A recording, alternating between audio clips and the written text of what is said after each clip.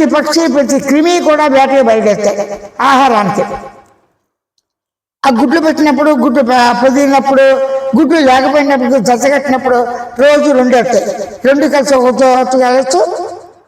అది కనుక గూడు కట్టే టైంలో గూడు నిర్మించుకుంటుంది, నిద్రపోవటానికి భద్రత చూసుకుంటుంది, మైదానానికి సెక్స్కి చాటు చూస్తుంది.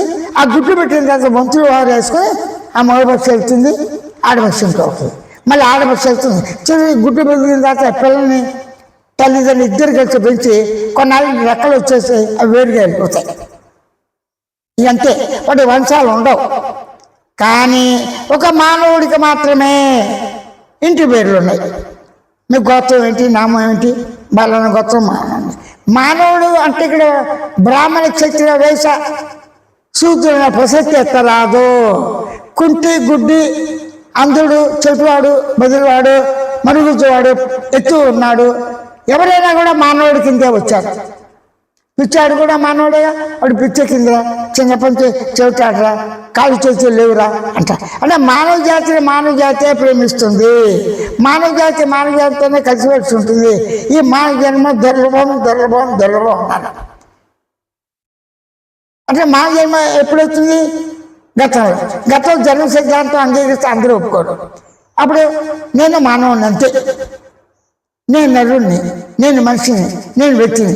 ఎవరికి వారే స్వయంగా నేనున్నాను, స్వయంగా నేను దేహంతో స్వయంగా ఉన్నాను.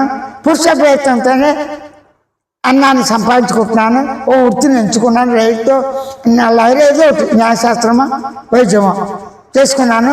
వయసు వచ్చింది, భార్య పిల్లలు వచ్చారు, ఇంటి పేరు మారింది. ఆ తర్వాత తల్లిదండ్రులు అంటే తల్లి తండ్రి గురు అతిథుల్ని సేవించడమే ఆనందంగా మానవుడి యొక్క ఇది. దేవుడు ఉన్నాడు లేడు అనేది పక్కన పెడదాం.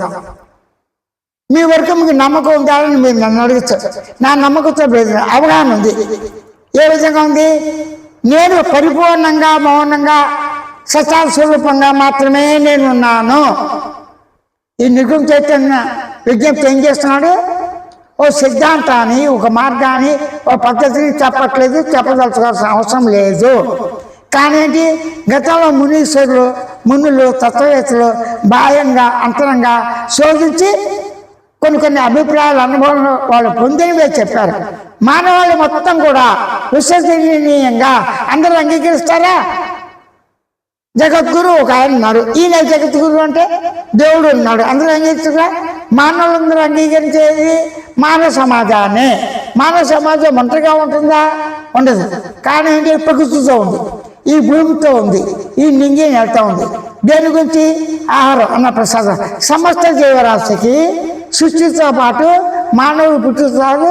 ఈ ఆహారం కూడా బట్ట కట్టుకోవటానికి ఆహారం అన్నీ కూడా ఒక సెకలో వచ్చింది. ఆ సెకలు ఏది కూడా మేము చెప్పలేం, అనాది.